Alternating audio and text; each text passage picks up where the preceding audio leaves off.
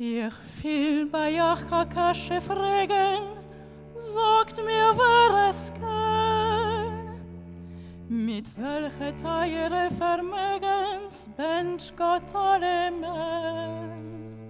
Man kauft das nicht für keine Geld, das geht mir nur um sie. Und doch als man verliebt, das so mit Tränen vergeht. Als Zweiten geht mit keinem nicht, es hilft nicht kein Gewinn.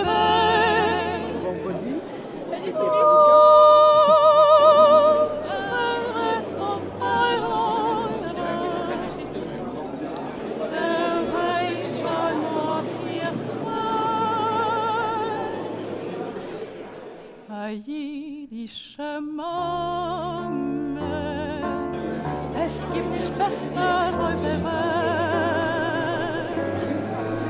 Jüdische Mame, weh, wie bitter, wenn sie fällt.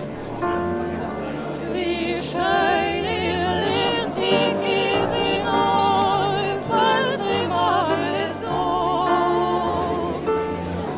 Wie treulich finster wird, wenn Nacht nehmt ihr euch voll am Abo. In Wasser, in Feuer, wollt sie gelaufen vor ihr Kind. Nicht halten ihr teuer, das ist gewiss die grenzten Ziel. Bonsoir, je suis très heureux et très fier d'être avec vous ce soir. Pour tout vous dire, j'avais prévu d'être là, mais à table, pas sur scène ce soir. Et hier soir, Pierre-François Weil m'a appelé, m'expliquant que Claire Chazal, qui devait être avec vous ce soir à cette place-là, était au théâtre. Il s'était mal coordonné et m'a demandé au pied levé de la remplacer.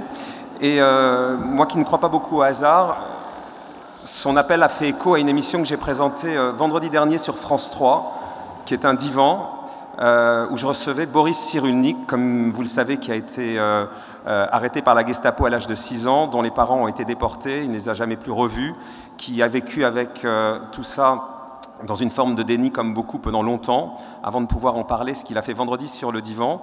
Et en regardant les commentaires sur l'émission, même si beaucoup d'entre eux étaient positifs, mais malgré tout, sur les réseaux sociaux, pas mal de commentaires encore sur une forme de complotisme pour dénier la réalité, dire que ce qu'il avait vécu finalement n'était pas une réalité. Beaucoup de gens qui contestaient ce qu'il racontait, d'autres d'ailleurs qui relativisaient, et d'autres qui disaient que des années après, finalement, il fallait passer à autre chose.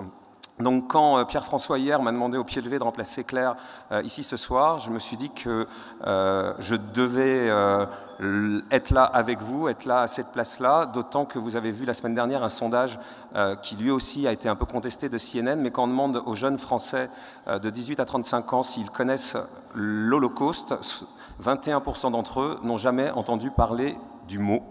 Donc évidemment, il y a un sens à être là ce soir avec vous. Je suis très fier, ça fait écho à mon histoire personnelle, puisque l'ensemble de la famille de mon père n'est pas revenu des camps. Mon grand-père maternel, lui, a eu la chance de revenir.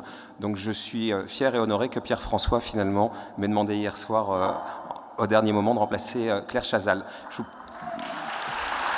Merci à vous. Je vous propose, avant de commencer le dîner, de démarrer par un petit film sur le comité français pour Yad Vashem. À tout à l'heure.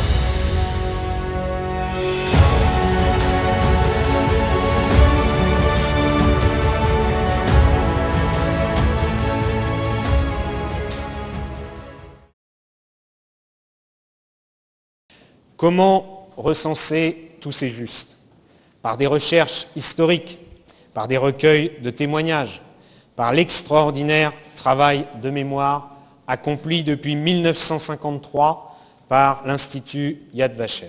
Je suis donc très fier de vous recevoir ici pour saluer les noms de Berthe et de Jean-Baptiste Pérabou et à travers eux le courage exemplaire des justes parmi les nations.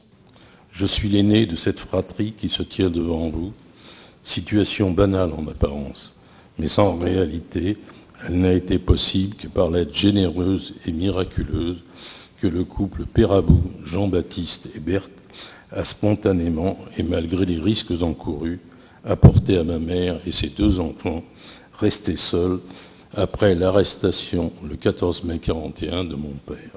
Merci à tous leurs descendants, Vandenberg et Kohl, à Yad Vashem de nous honorer aujourd'hui. Cette distinction illustre les valeurs morales auxquelles ils étaient attachés et qui ont guidé leur vie. Le courage, la générosité, le refus de la barbarie, le respect d'autrui. Merci.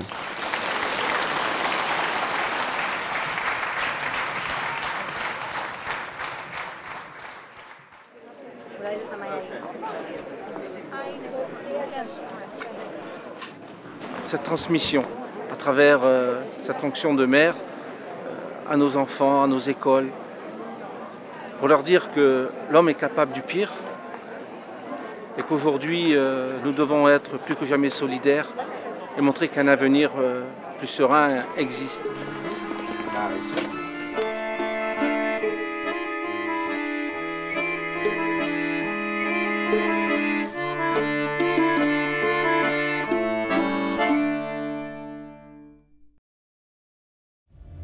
עד היום לא הצלחתי לשכוח את הזקן לבוש בשק עם עגלה פתוחה שעצר בכל בית ושאל אם יש מתים וזרקו אותם שם לעגלה. 82 בתור רופאת עיניים, כיום אני בת 94. האושר הכי גדול שלי זה הנכדים, שאני מקווה שאחד מהם יהיה גם רופא.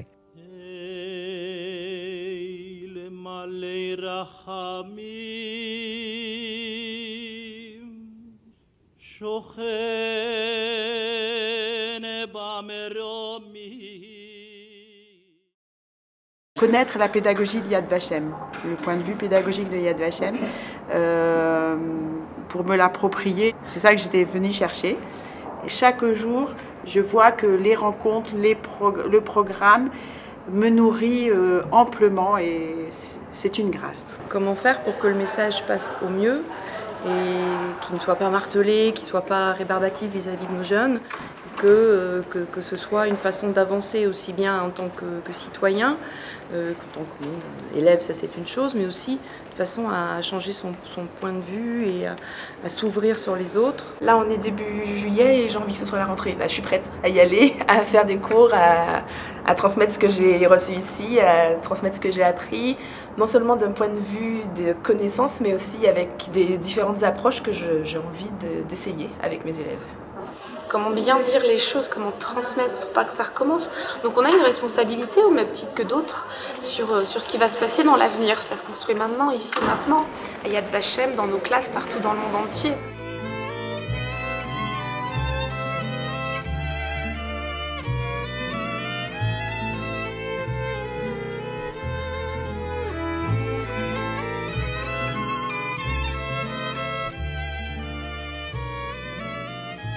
Merci d'avoir accepté, comment dirais-je, presque le piège que je t'ai tendu. Alors Claire m'a demandé de l'excuser auprès de vous. Elle n'est pas à un rond-point avec un gilet jaune.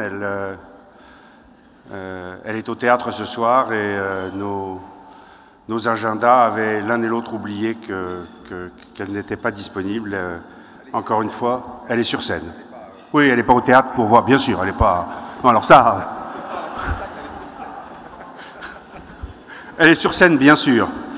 Elle est sur scène, bien sûr. Mais enfin, en ce moment, on est tous sur scène. Hein. Quel pays, tout de même. Enfin, je vous remercie d'avoir bravé les éléments pour venir. Encore que j'observe que maintenant c'est le samedi que le pays est en quasi-insurrection. Shabbat. Non mais sérieusement, quand même. Et puis ensuite, le jour du Seigneur sert à se remettre les idées en place. Et puis pendant la semaine, on travaille. Et puis Shabbat suivant, on recommence.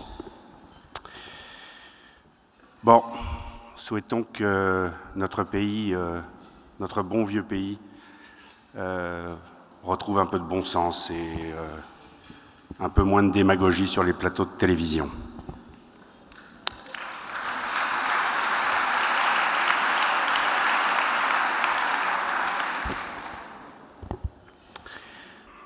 J'ai l'habitude de dire que les discours sont toujours trop longs et puis ensuite j'engage un discours et je le fais vraiment trop long. Alors du coup, le seul moyen que j'ai trouvé, c'est de pas préparer de discours et de pas en avoir. Et donc simplement de vous dire deux, trois choses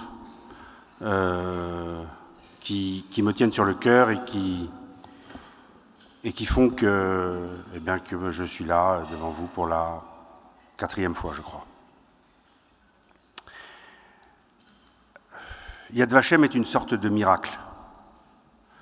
Et saluant ici la directrice de son département francophone, Myri Gross, qui tout à l'heure vous dira quelques mots après la présentation d'un film sur Yad Vashem. Jamais quelqu'un qui y va pour la première fois ne dit autre chose que « j'en suis ressorti différemment de ce que j'y étais entré ». Et moi, ça m'arrive chaque fois que j'y vais. Yad Vashem, ça fait 3 choses, vous le savez. D'abord et avant tout, Yad Vashem, une maison et un nom et une maison pour les 6 millions de victimes disparues pendant la Shoah. Et je dois dire, comme le rappelait Marco tout à l'heure, que quand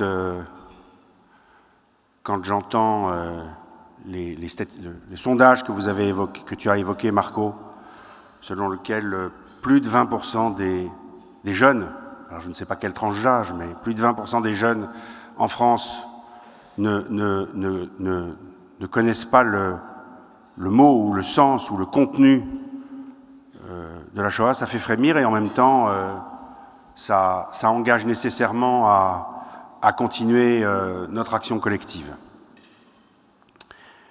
J'ai l'habitude de le dire, en 1971, la première fois que je suis allé avec maman à Yad Vashem, il y avait moins d'1,5 million de noms qui avaient été retrouvés. Aujourd'hui, grâce au travail formidable qui est fait, qui n'est pas terminé, il y a plus de 4 800 000 noms, et il y en a, je crois, 50 ou 60 000 de plus chaque année.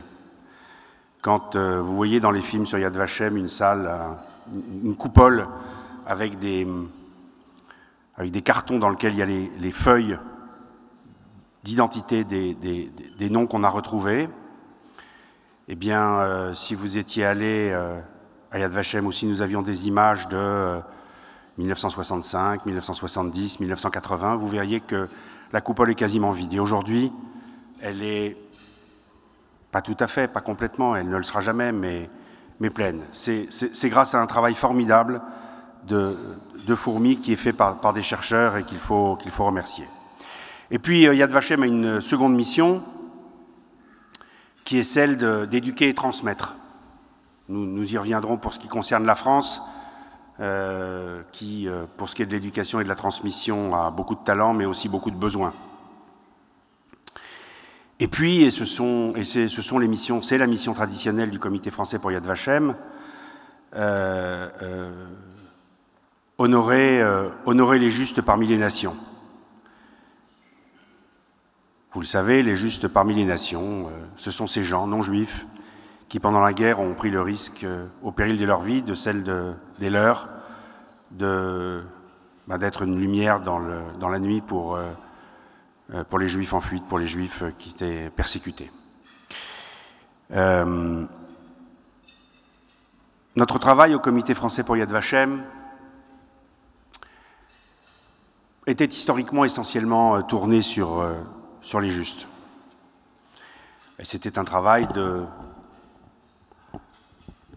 d'assistance de Yad Vashem, j'allais dire aux deux bouts de la chaîne, un dans la préparation des dossiers des justes, puisqu'il faut préparer un dossier qui va être soumis à une commission présidée par un juge de la Cour suprême d'Israël. Et donc, préparions le début du dossier. Et puis, lorsque, 18 mois plus tard ou 2 ans plus tard, au bout de la chaîne, il avait été décidé que la médaille des justes, la plus haute distinction de l'État d'Israël, la plus haute distinction civile, de l'État d'Israël, serait attribuée à une personne, eh bien, c'est le comité français pour Yad Vashem qui organisait la cérémonie au nom de Yad Vashem, à l'occasion de laquelle un représentant de l'État d'Israël, un représentant de l'ambassade d'Israël, et j'ai le plaisir de saluer Madame l'ambassadeur qui nous fait l'honneur de sa présence, mais aussi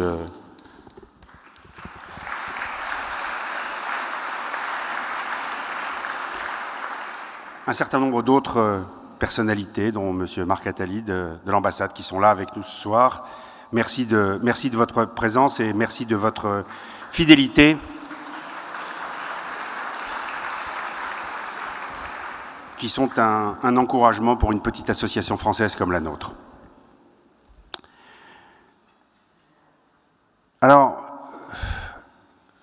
il nous a semblé que ces missions qui étaient importantes pouvaient, avec le temps qui passe, être accompagnées par d'autres missions. Et c'est ce que le film a essayé de vous montrer. Honorer les justes, c'est une première chose, mais aussi parce que éduquer et transmettre s'impose, créer des lieux de mémoire dans toutes les villes, tous les villages.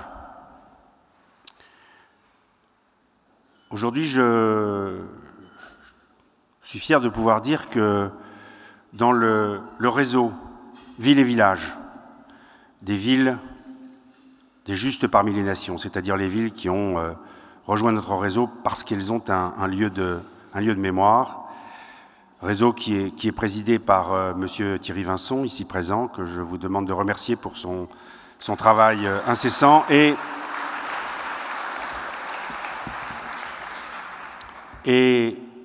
Madame Eliane Vauquier-Motte, maire du Chambon, ville que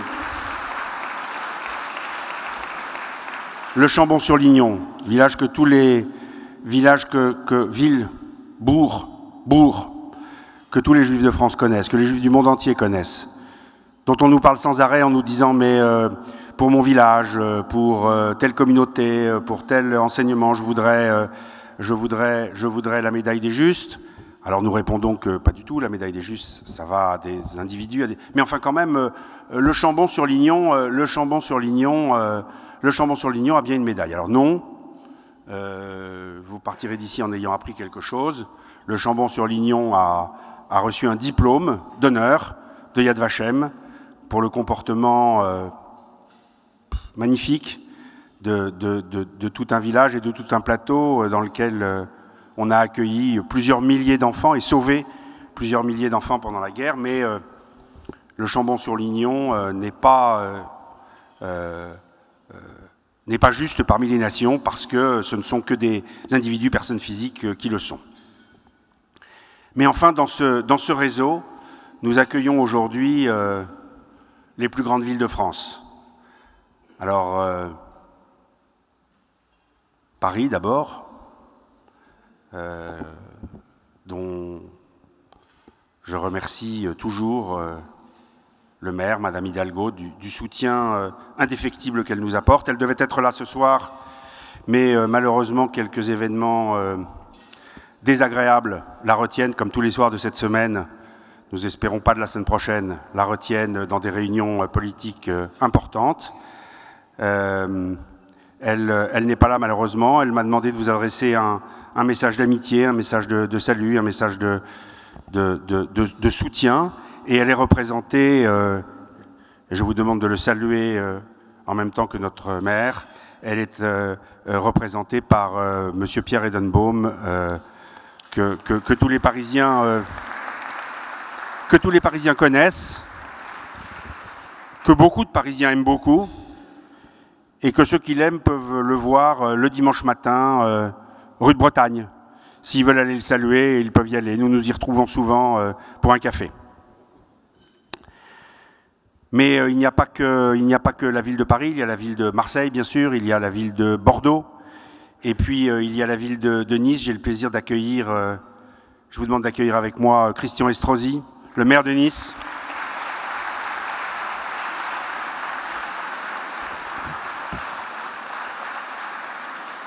Qui est présent ce soir. Vous pouvez imaginer, Christian, l'émotion que ça me fait, que le maire, que ça me fait, ainsi qu'à mon frère Jean, que je vois, que j'aperçois, bien sûr dans la lumière comme toujours.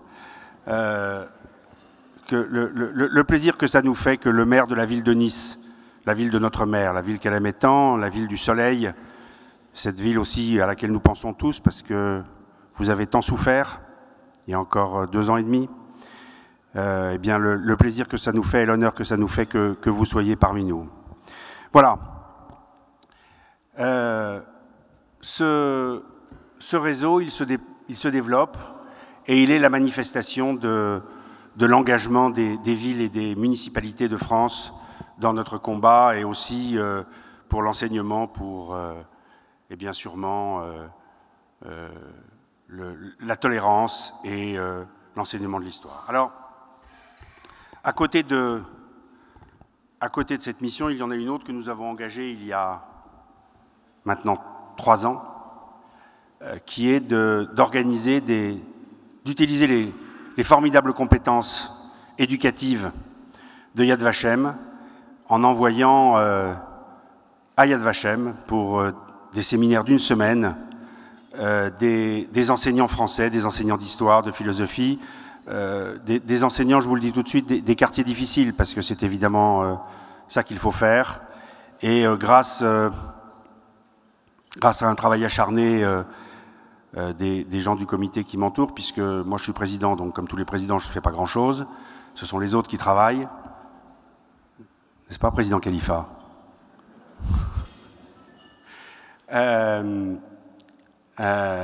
Nous arrivons à ce que 60 ou 70 enseignants soient tous les ans en Israël pendant 1 semaine pour ces séminaires de formation. Et je vous assure qu'en octobre, il y avait encore un séminaire qui était là-bas. Et un soir, en ouvrant mon téléphone et en regardant mes messages, j'ai trouvé un mail du mari ou du conjoint d'une enseignante qui était en Israël et qui m'écrivait pour me manifester l'enthousiasme de sa conjointe ou de son épouse à ce séminaire dans ce pays où elle était pour la première fois, mais aussi de la qualité de l'enseignement qu'elle suivait, un enseignement qui l'aidera, elle, ensuite, à enseigner la Shoah dans son cours, dans ses lycées, encore une fois dans un pays dans lequel un enfant sur 5 ne sait pas ce que c'est, n'a jamais entendu le mot, eh bien ça fait chaud au cœur. Alors, eh bien ça m'amène à remercier tous les gens qui s'en occupent, tous les gens du comité, bien sûr, le secrétaire général, Jean-Pierre Gauzy, que je vous demande d'applaudir pour un travail de bénévole à quasi plein temps. Et puis aussi les vice-présidents, François Guggenheim, Pierre Ozowiecki, et puis Viviane Lombroso, Gilles Gutmann. Tous ces gens-là méritent votre admiration et et des témoignages de vos félicitations, parce que c'est un travail absolument formidable qu'ils font pour conduire tout cela. Mais enfin, et on arrive à ce qui vous concerne et à la raison de votre présence, chers amis, rien de tout cela ne serait possible sans vous. Alors, au moment de vous demander des sous, au moment où des jeunes femmes vont passer parmi vous pour recueillir vos engagements, vos dons, mon épouse, que j'écoute toujours, m'a dit « il faut être drôle ». Il faut faire rire les gens, ça leur fait oublier qu'ils donnent de l'argent. Je sais même que d'aucuns auraient souhaité que je me déguise en Louis de Funès, mais je ne suis pas drôle du tout, alors je ne sais pas très bien comment faire. Mais enfin, il faut nous donner de l'argent, il faut nous aider. Il faut aider à ce que ces profs puissent aller en Israël, puissent participer à ces séminaires. Eux aussi, ils sont formidables. On leur demande de participer un petit peu financièrement pour qu'ils manifestent leur engagement. Et on leur a demandé la première année en leur suggérant, en leur disant qu'ils allaient payer une avance qui serait le billet d'avion, 250 € ou 300 €, et puis qu'ils seraient remboursés s'ils venaient, et que nous conserverions, non pas comme punition, mais comme paiement d'un billet d'avion réservé, le prix qu'ils avaient donné s'ils ne venaient pas. Ils sont tous venus, et puis un certain nombre d'entre eux, année après année, nous disent bah, « écoutez, c'était tellement formidable, ne nous rendez pas les sous ». D'habitude, on dit « rendez les sous », là, c'est « ne nous rendez pas les sous ». Alors, il me semble que ce que font ces enseignants, qui est pour eux un geste important, vous pouvez tous le faire ce soir, en vous disant que ça peut les aider, ça peut nous aider, ça peut participer à l'effort collectif pour l'enseignement de la Shoah. Voilà. Aidez-nous parce que sans vous, nous ne pouvons pas y arriver. Certes, nous avons l'aide de la Fondation de la mémoire de la Shoah, que je veux saluer ici. Elle est présente, comme toujours, à nos côtés.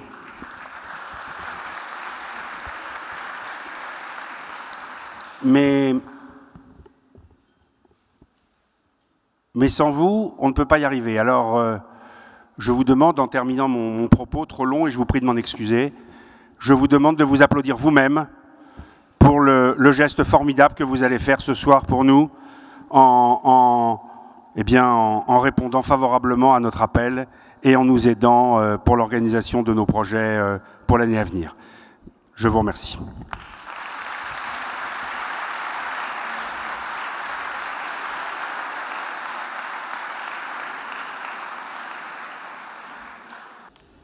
Merci Pierre-François. Je vais vous demander d'accueillir Madame l'ambassadeur, Madame Minnoun, qui va venir vous dire quelques mots. Madame l'ambassadeur d'Israël en France. Bonsoir, Erev Tov. Monsieur le Président du Comité français pour Yad Vashem, Madame la Directrice des relations avec les pays francophones à l'Institut Yad Vashem, Madame le Premier ministre, Messieurs les députés européens, Mesdames et Messieurs les maires, cher Christian Estrosi, Madame, Mesdames et Messieurs les députés et élus, Monsieur le Président du CRIF, Mesdames et Messieurs les journalistes, politologues, historiens, Mesdames et Messieurs les représentants des institutions communautaires et des lieux de mémoire, mes collègues de l'ambassade, le ministre plénipotentiaire et le consul, Mesdames, Messieurs, chers amis. La semaine dernière, comme l'a mentionné Pierre-François Wey, un sondage a été publié sur l'antisémitisme en Europe. Les chiffres révélés sont sinon très inquiétants, choquants. Selon ce sondage, un quart des Européens partagent des positions antisémites. Et alors que les derniers survivants de la Shoah s'éteignent petit à petit, un tiers des personnes interrogées ne rien savoir et ont déclaré ne rien savoir ou peu sur la Shoah.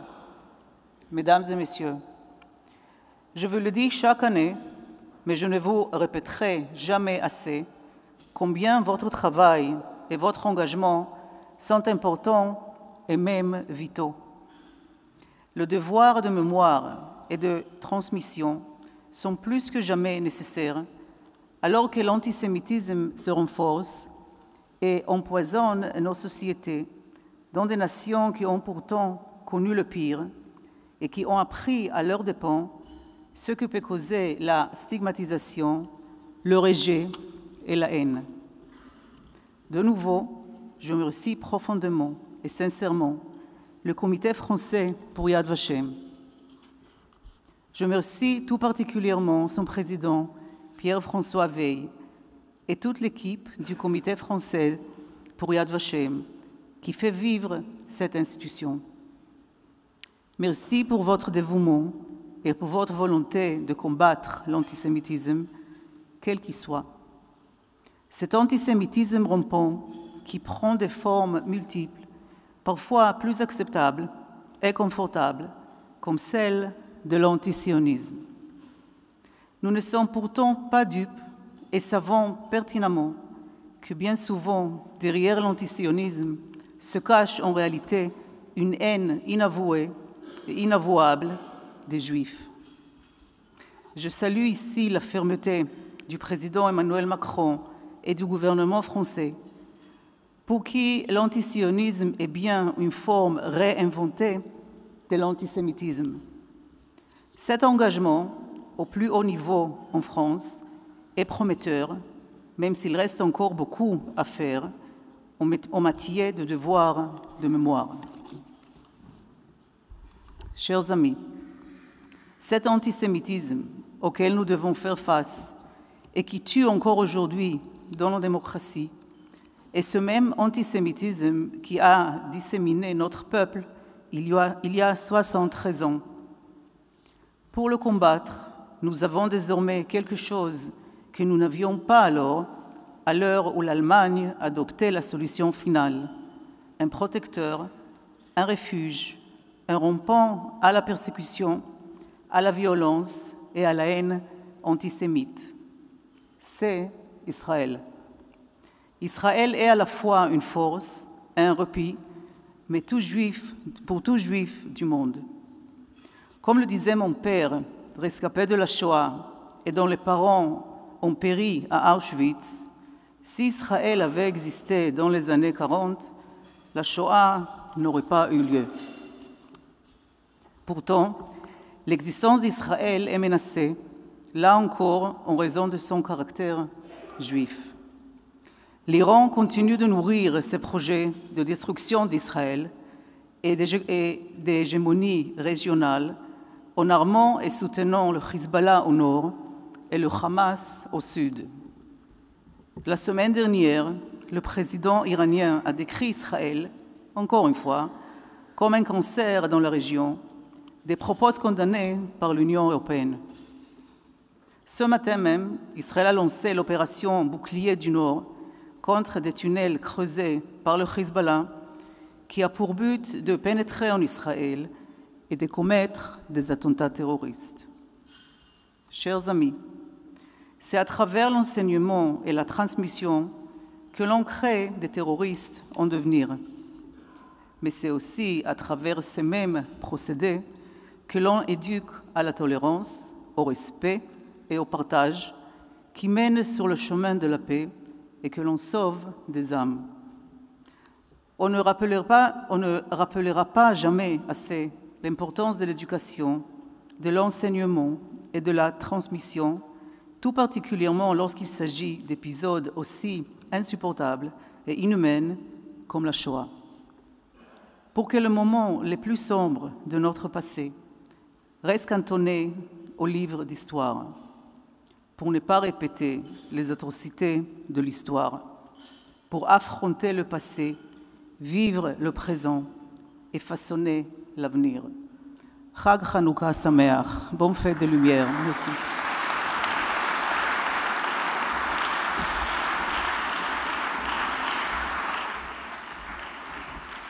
Merci, Madame l'ambassadeur. Je vais demander maintenant à la directrice du département francophone de Yad Vashem, Miri Gross, de venir prendre la parole.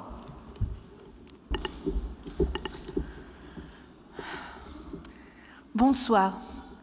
Madame Aliza Binoun, ambassadeur d'Israël en France, chers amis, Monsieur le Président du Comité français pour Yad Vashem, bonne fête de Hanouka Bonne fête de lumière.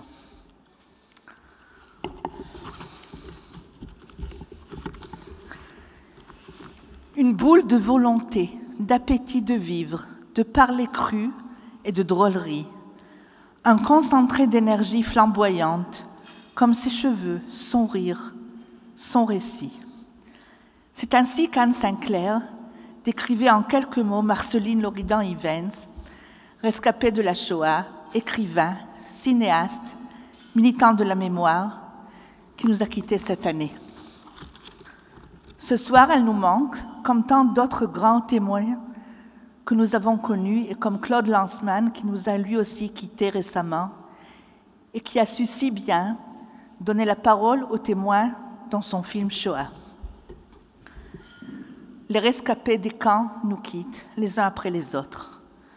Cette transmission directe, si proche et si authentique, était le meilleur moyen de sensibiliser et d'éduquer les publics qui se croyaient a priori non concernés, mais qui pouvaient, par ce biais, prendre conscience de l'universalité du message et de la nécessité d'un engagement. Le temps fait son œuvre et il faudra bien se confronter à cette question que l'on pressent et redoute depuis longtemps. Que ferons-nous lorsque la voix du dernier témoin se sera tue?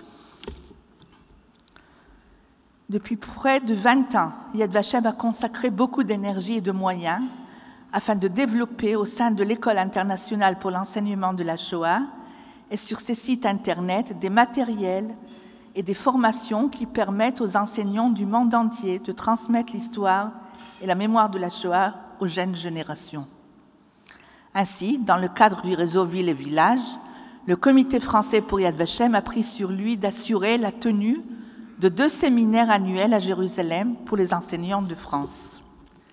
C'est une façon de les plonger pendant une semaine entière dans l'histoire, la mémoire et la transmission de la Shoah, tout en leur faisant découvrir une réalité d'Israël à laquelle ils ne sont pas habitués. Au sein de l'École internationale pour l'enseignement de la Shoah, les enseignants peuvent se familiariser avec les méthodes, les matériels et les expertises pédagogiques multidisciplinaires et adaptés à chaque âge et à chaque situation, tels qu'ils ont été développés par l'équipe de Yad Vashem. Depuis plus de 20 ans, dans une quinzaine de langues, dans le français. Ce partenariat est pour Yad Vashem d'une extrême importance pour la transmission de la mémoire de la Shoah.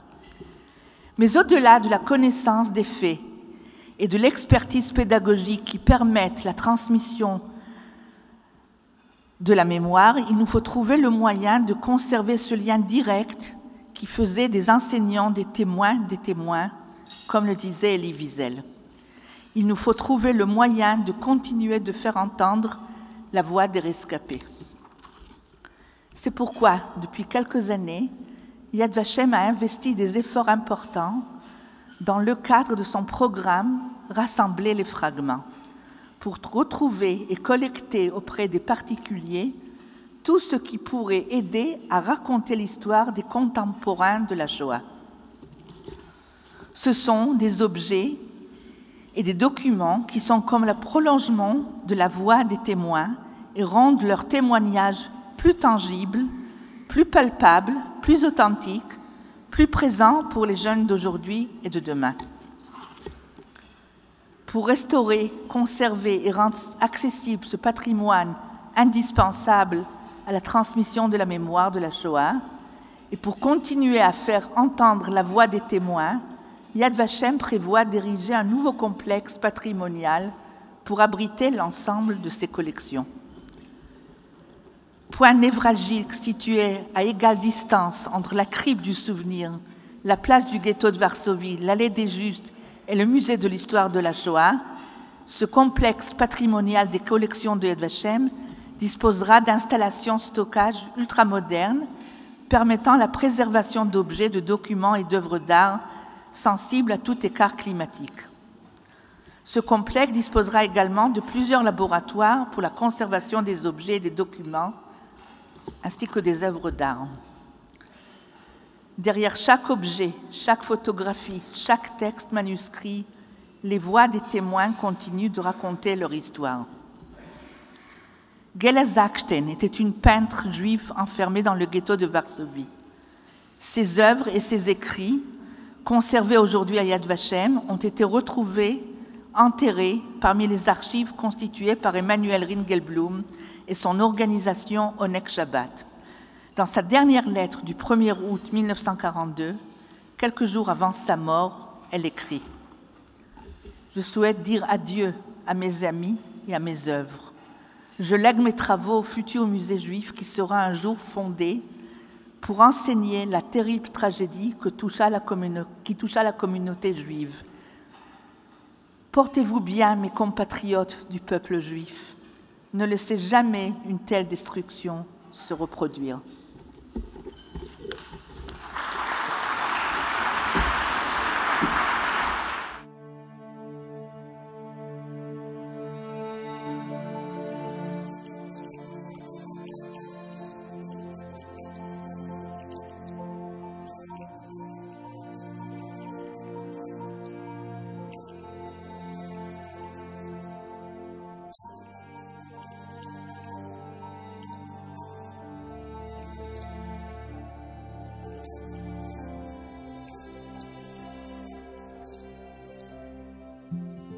Throughout the extensive campus of Yad Vashem on the Mount of Remembrance in Jerusalem, hidden behind the scenes, the largest collections of Shoah-related art, artifacts and documents in the world are preserved for posterity.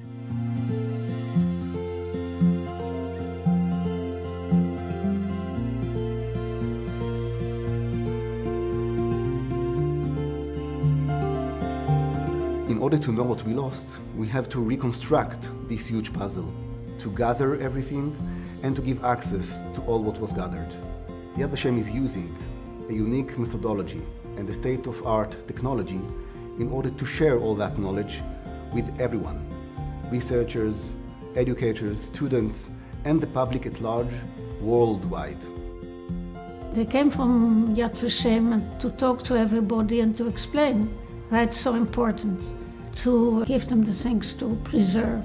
They can preserve it much better than we can at home. This way it's been taken care of. Behind each one of the items in the Yad Vashem collections, there are life stories of human beings. The items enable us to hear the voices of individuals, families, and communities. You have things you can look at, and you have things you can touch, and you can hear, and you have other senses you can use. It's another way that we can experience and remember and cherish the memories and carry them to the next generation, to our children.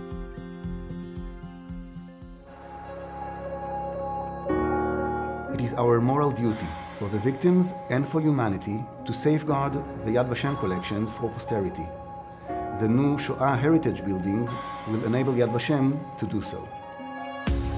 Even before the establishment of the State of Israel, Yad Vashem has been painstakingly collecting every relevant item and source of information that can enlighten us about the Shoah. As the torch of remembrance is being passed to the next generations, Yad Vashem's collections play an increasingly important role in telling the story of the Shoah. Yad Vashem needs the space and conditions to preserve our art, artifacts and archival collections for the future. Help us make the Shoah Heritage Campus a reality.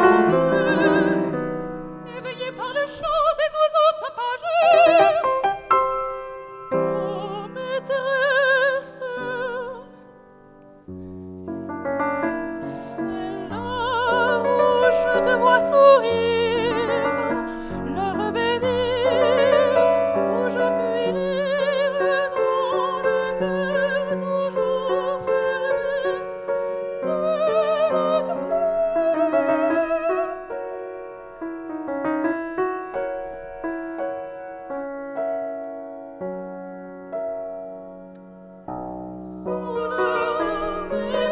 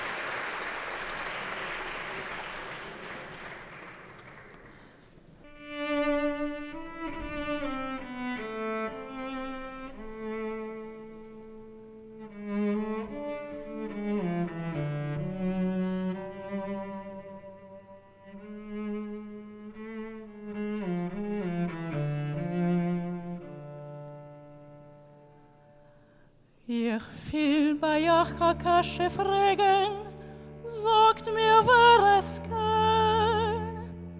Mit welcher Teile Vermögens bench Gott alle Mann. Man kauft das nicht für keine Geld, das geht man nur sieht. Oh doch, als man verliert, das so mit Tränen vergisst. A zweiten geht mit keinem nicht, es hilft nicht kein Gewinn. Oh, wer es aus verloren, der weiß schon, was ich mein. A jüdische Mame, es gibt nicht besser auf der Welt. A jüdische Mame, oi wei wie bitter, wenn sie fällt. Wie schön ihr Licht ist in uns, wenn die Mame so. Wie treurig finster wird, wenn Nacht nimmt ihr euch voll am Abo. In Wasser, in Feuer, wollt sie gelaufen vor ihr Kind, nicht halten ihr teuer, dass es gewiss die Grenzen sind. Oi, wie glücklich und reich ist der Mensch, was hat, als scheine Mat ohne Geschenk von Gott. Nur ei Altigkeit jüdische Mame, oi Mame mein.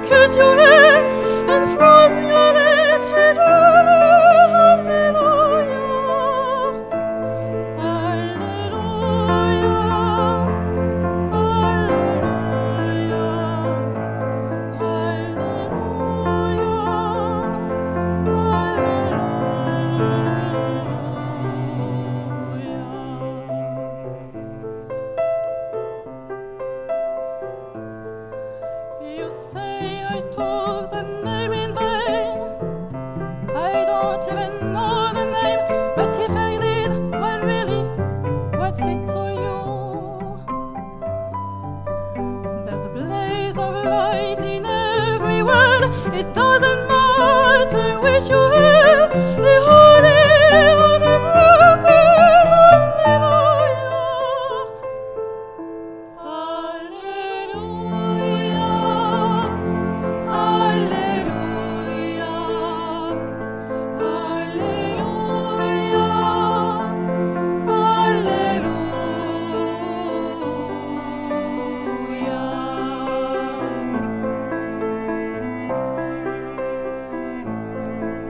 I did my best as much as meant.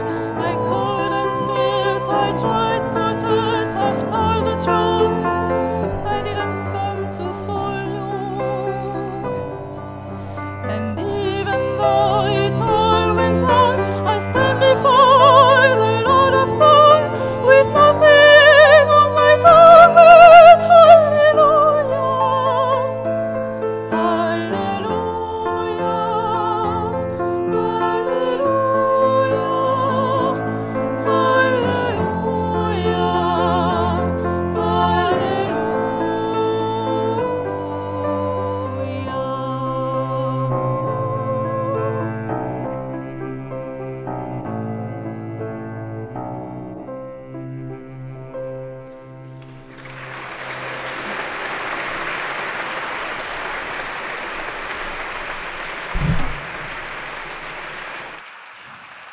Already?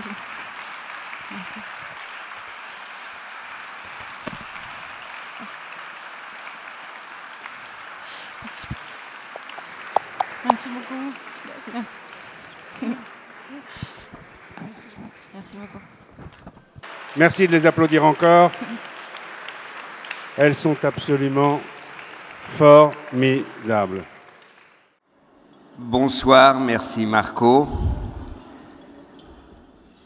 Franchement, les plus jeunes d'entre vous, il y a 50 ans, vous vous projetiez dans l'avenir, vous me voyez avec vous ici ce soir.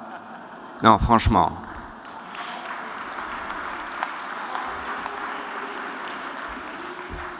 Vous savez, vous connaissez tous l'histoire juive.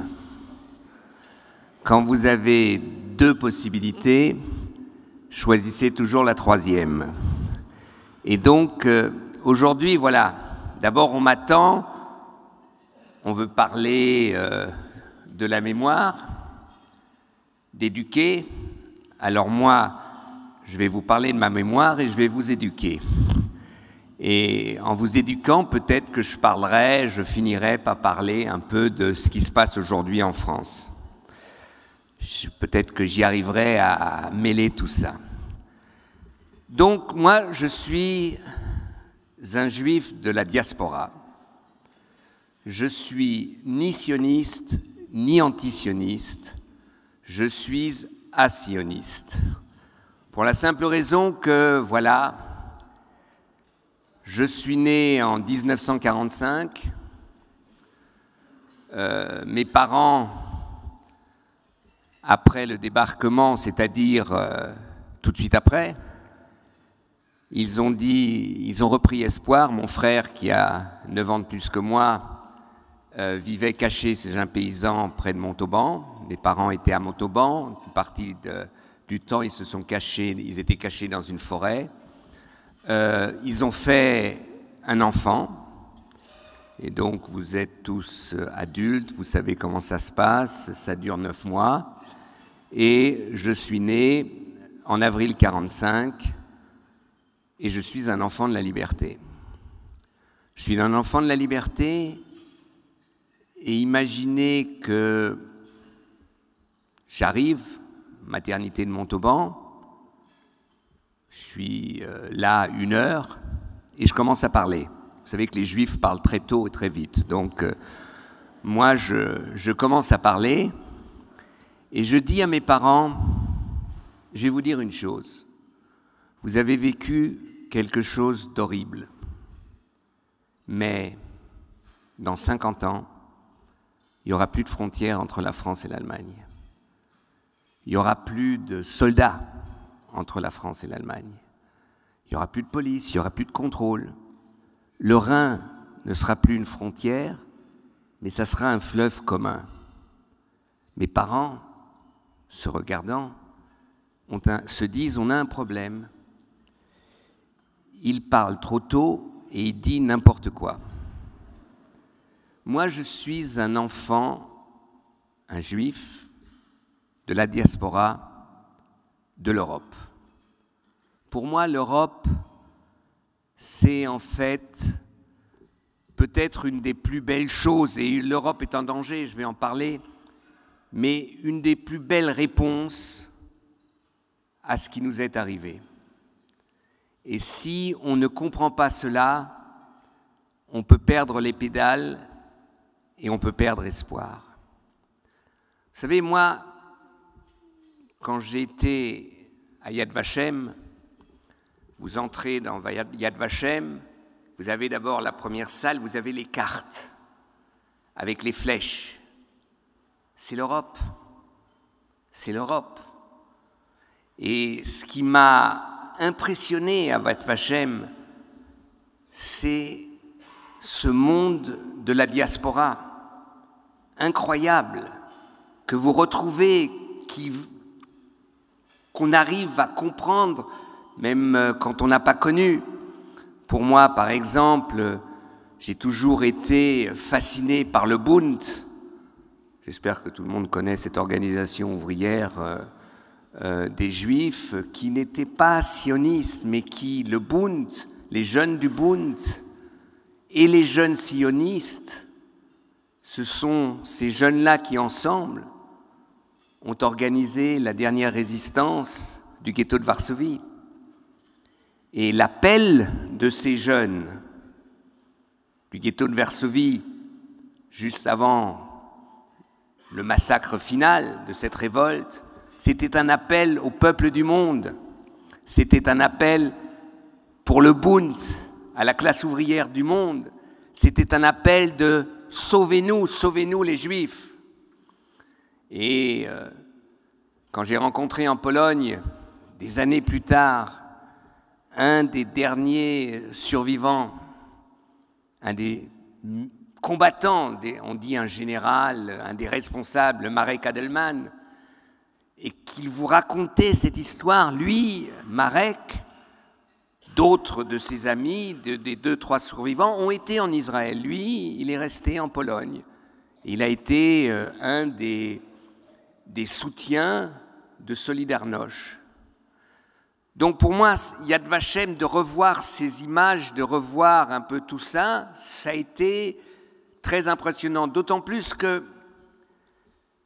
je crois que tous les Juifs, même moi je suis né en 1945, je suis donc de la génération d'après. Mais moi j'estime que j'ai une blessure prénatale.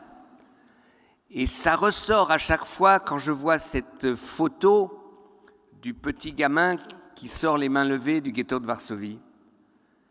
Et même si je suis né en 1945, donc après, aucun juif ne peut pas, et moi je ne peux pas me dire, si j'étais né non pas en 1945, mais disons en 1937, 1935, ce gamin, ça aurait pu être moi. Et cette blessure prénatale, c'est de dire, quoi qu'on fasse, vous savez, je suis un juif qui ne va jamais à la synagogue. Je suis marié à une goye. Mon père n'a pas voulu que je sois circoncis. Vous savez tout sur moi. Hein? Et pourtant, malgré tout cela, je suis juif. Et donc mon fils n'est pas juif.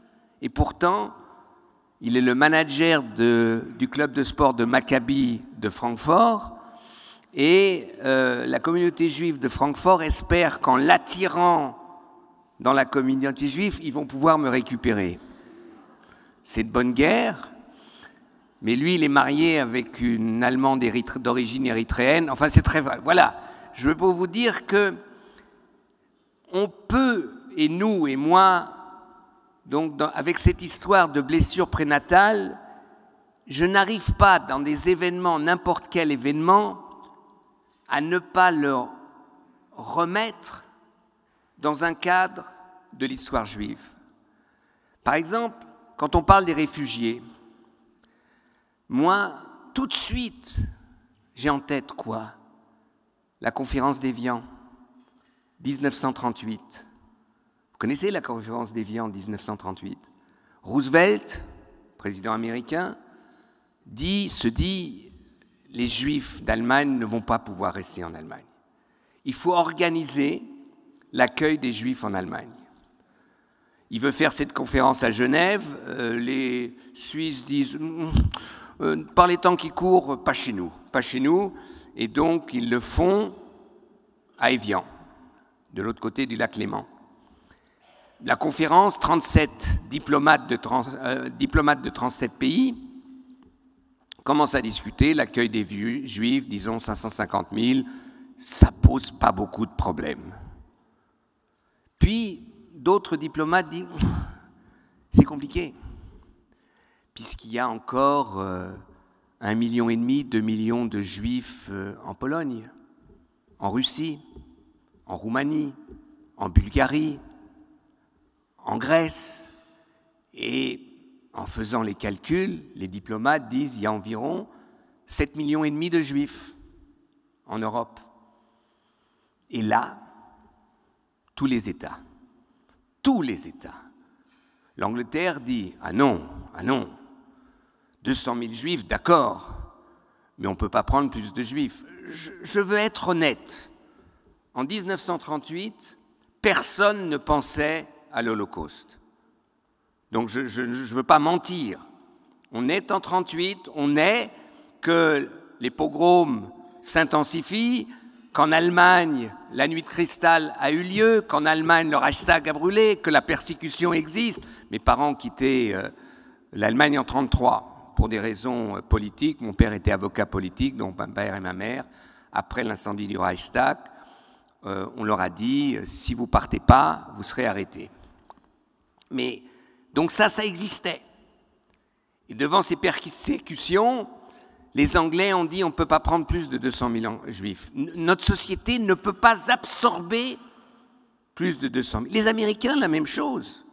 Rappelez-vous de ce bateau allemand qui traverse l'Atlantique, qui arrive à New York, qui descend sur Cuba, qui descend en Amérique latine, pour remonter avec les Juifs jusqu'à Hambourg, partant de Hambourg. Donc, il n'y a aucune exception. Et pour moi, ça, c'est le symbole de quoi? C'est que des fois, des sociétés, des peuples, pour des bonnes ou des mauvaises raisons, la plupart des temps, de mauvaises raisons, quand il s'agit de réfugiés, eh bien, les cœurs se referment. C'était valable pour les Juifs, et je comprends qu'après cette expérience, après l'Holocauste, que des Juifs, et je crois que mes parents, ma mère voulait aller en Israël, mon père ne voulait pas, mais que des Juifs disent en 1945, too much c'est too much, on veut notre État. On veut notre État, Madame l'ambassadrice a dit, c'est l'État refuge pour tous les Juifs. Moi, en tant que Juif de la diaspora, je pense autrement, mais je comprends qu'on puisse penser comme ça. Mais pour moi, aujourd'hui, l'avenir des Juifs, eh bien cet avenir en Europe dépend de notre capacité de nous battre contre l'antisémitisme, de nous battre contre le racisme, de nous battre contre les discriminations et de bien qu'on comprenne tous qu'on ne peut pas se faire laisser diviser. S'il y a de l'antisémitisme, il y a du racisme. S'il y a du racisme, il y a de l'antisémitisme. Ceux qui croient que nous, les Juifs, on va se sauver parce que les musulmans, c'est autre chose, ou les Roms, c'est autre chose, et je vous dis, quand un peuple se lance dans la haine, rien ne l'arrête. Rien ne l'arrête, et ces peuples ne font plus la différence. Ils n'ont pas fait la différence pour nous les Juifs, mais ils ne font pas la différence non plus pour les Roms, les Sinti, pour les Tziganes, donc pour n'importe quoi. Donc, pour moi, le projet européen, c'est ça, et c'est ça la mémoire. C'est d'avoir dit non aux deux plus grands totalitarismes qui ont massacré ce continent, le stalinisme communiste et le nazisme. Et donc, se battre pour l'Europe, c'est prendre au sérieux notre mémoire, la mémoire, prendre au sérieux ce qui nous a massacrés. Et si nous nous battons pour l'Europe, nous ne nous battons pas simplement pour une histoire comme ça, nous nous battons que s'il y a du nationalisme, s'il y a de l'égoïsme national, avec ce nationalisme suit, je dirais presque automatiquement, ce qui n'est pas vrai, mais ce nationalisme détermine racisme et antisémitisme. Et donc, pour moi, si vous voulez, cette histoire de l'Europe, c'est non seulement pour moi la dernière utopie pour laquelle ça vaille le coup de se battre, mais c'est une question de survie. On peut décider d'aller en Israël. Tov meot. Tov meot. Mais on peut aussi décider de ne pas vouloir aller en Israël.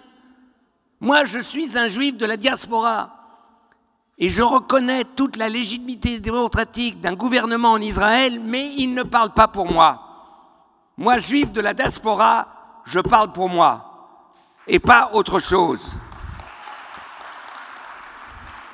Je dis ça, pas ça, parce que je suis contre. Je dis simplement qu'il faut faire la part des choses. Et pour moi, si nous perdons l'Europe, si le nationalisme, et regardez la Hongrie, il y a nationalisme de droite et il y a antisémitisme, comme par hasard. Et regardez la Pologne, il y a nationalisme et il y a racisme et antisémitisme, comme par hasard. Et vous voulez que je vous donne des autres exemples? L'Italie, eh bien allez-y. Et vous pouvez continuer partout comme ça. Mais que si nous perdons l'Europe, d'abord, tous les sionistes, les Israéliens, ils doivent se dire une chose. Si nous perdons l'Europe, ils perdent un de leurs plus grands alliés. Israël a besoin de l'Europe. Et tous ceux qui croient que le seul allié d'Israël, c'est Trump, ils se trompent. Ils se trompent. Car le nationalisme américain, à un moment, et Pittsburgh n'est pas un hasard, eh bien, il lâchera s'ils le sentent, s'ils ont le besoin. Si vous dites « Make America Great Again », c'est « Only America ». Et ne vous y méprenez pas. C'est tragique. Et le seul espace politique qui aujourd'hui, parce qu'il a vécu dans sa chair l'horreur des totalitarismes, l'Europe, c'est un espace qui ne lâchera jamais Israël, dont même les plus sionistes ont un intérêt à l'Europe. Donc nous, les Juifs de la diaspora, encore plus. Vous savez, c'est ce sentiment pour moi, et ce que je vais vous dire, c'est quand Pierre-François m'a demandé de parler, évidemment, il pensait à sa mère, à l'Europe, et il se disait, oui, Dany, il exprime l'Europe. Mais je vous ai dit il y a 50 ans, et je fais la bascule après sur ce qui se passe aujourd'hui. Il y a 50 ans, quel était pour moi, et j'étais pas là, parce que j'ai été expulsé, le plus grand moment où j'ai pleuré de joie de cette France, c'est quand des dizaines de milliers, des centaines de milliers en France, à Paris, ont crié « Nous sommes tous des Juifs allemands ». Mais vous vous rendez compte, ils étaient blancs, ils étaient noirs, ils étaient catholiques, ils étaient musulmans, ils étaient rien du tout, ils étaient hommes ou femmes, et à un moment ils ont dit, nous sommes tous des juifs allemands, inimaginable que ce qui se passe aujourd'hui dans les ronds-points, il y ait un de ces gilets jaunes qui disent, nous sommes tous des juifs allemands. Et moi je dis, c'est inimaginable, et c'est ce que j'ai dit ce matin sur France Inter. Moi, je suis allergique au jaune. Et ça se comprend. Ça se comprend. Moi, je ne veux pas. Et je ne veux pas vivre dans une société où on me dit « mets ton gilet jaune et tu passes ». Non. Moi, je ne veux pas mettre de gilet jaune, mais je veux passer. Je veux me battre pour cette liberté. Moi, je n'accepte pas. Vous vous rendez compte que nous vivons dans un mouvement et je ne nie pas qu'il y a des souffrances, des inégalités sociales que ces gens vivent dans leur peau et que ce gouvernement doit y donner des réponses et que j'espère qu'il trouvera les ressources intellectuelles, morales de donner des réponses à cette souffrance. Mais malheureusement, les gens qui souffrent sont des victimes, mais ils ne sont pas par définition des êtres bons. Tous les juifs ont été des victimes, tous les juifs ne sont pas des êtres bons. Ça serait trop beau. Oui, il faut apprendre de l'histoire, mais nous avons tous nos petites difficultés à apprendre de l'histoire. Soyons sincères des fois entre nous. C'est pas facile. On se laisse aller. Et donc, moi je vous dis une chose très simple. Il faut apprendre à nos enfants ce qui est arrivé aux Juifs.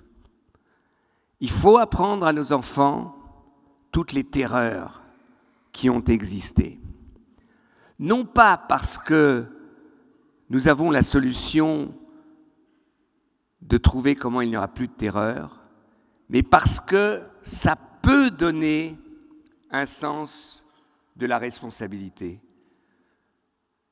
De la responsabilité face aux victimes humaines, de la responsabilité face aux problèmes de l'humanité. Vous savez, j'étais très surpris, moi, dans les années 60, quand j'étais aux États-Unis, 64, 65, les jeunes Américains, classe moyenne, blancs, allaient dans le sud des États-Unis mobiliser les Noirs pour qu'ils s'inscrivent sur les listes électorales. Plus de 50% de ces jeunes étaient des jeunes juifs. Surprenant, non? Les jeunes aux États-Unis, les juifs ne font pas 50%.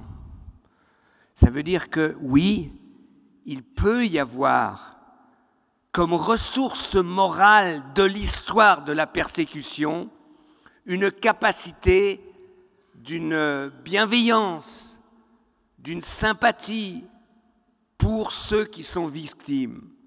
Et donc, je voudrais finir en disant, et aussi, Madame l'ambassadrice, oui, il y a de l'antisémitisme, beaucoup qui est antisémite. Mais toute critique d'Israël n'est pas antisémite, n'est pas antisémite. Elle peut se cacher, mais comme dans toutes les idéologies, et vous savez, ce qui était horrible pour moi, mais pas illogique, il y a un groupe de juifs qui vient de déclarer qu'ils veulent être membres de l'extrême droite allemande de l'alternative pour l'Allemagne. Pourquoi tous les juifs seraient plus intelligents que les autres? Maïesh, si c'était ça, peut-être qu'on vivrait mieux. Mais quand on voit l'État d'Israël, quand on voit les situations dans les communautés juives, nous devons être humbles et respectueux. On est un peu comme tout le monde, heureusement. Heureusement. Et donc, je finis par là vous dire, en tant que juif de la diaspora,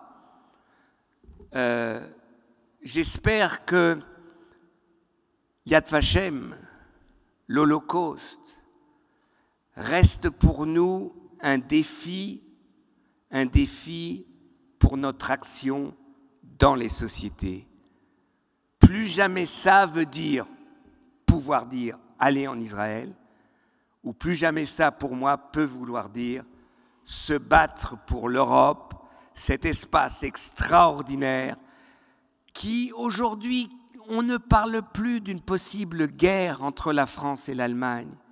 Et il y a des tas de juifs que je connais même qui viennent d'Israël pour qui, inimaginable, la ville de Berlin devient une ville refuge.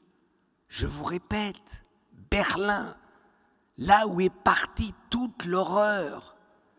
Aujourd'hui, vous avez pas seulement la communauté juive, vous avez des milliers de juifs d'Israël et d'autres qui pour 1 an, 2 ans, viennent se reposer à Berlin. Je ne dis pas qu'il n'y a pas de problème à Berlin. Oui, il y a de l'antisémitisme, mais quand même, Berlin apparaît comme d'autres Paris, moins Paris en ce moment, voient cela comme ça. Et si nous arrivons non pas à nous quereller, un juif doit être comme ça, ou un juif doit être comme ci, eh bien je crois que nous tirons les leçons de ce que nous voyons de la vie de la diaspora à Yad Vashem. Merci.